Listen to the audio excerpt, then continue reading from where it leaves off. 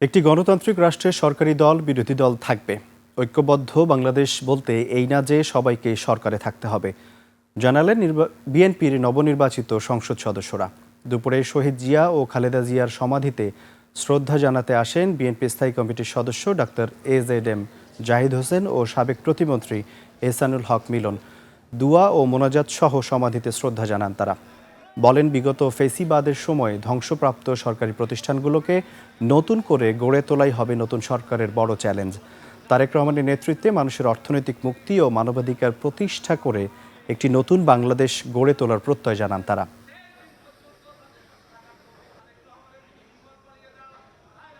খালেদা জিয়ার খবর আজকে দোয়া করার জন্য এসেছিলাম, আমার সহধর্মিনী সহ।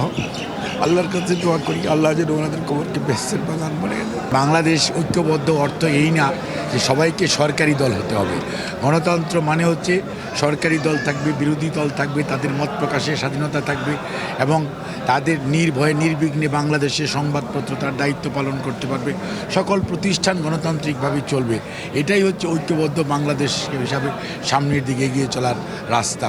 কোনো অবস্থাতেই একদলীয় বাকশাল কেউ চায় না। তারেক রহমান সাহেব যদি আমাকে শিক্ষামন্ত্রীর দায়িত্ব দেন, বিগত দিনে যেভাবে করেছিলাম তার চেয়ে অনেক গুণ বেশি ত্বরান্বিত করব এবং শিক্ষা ব্যবস্থাকে সম্পূর্ণভাবে আমরা মডার্নাইজ করব।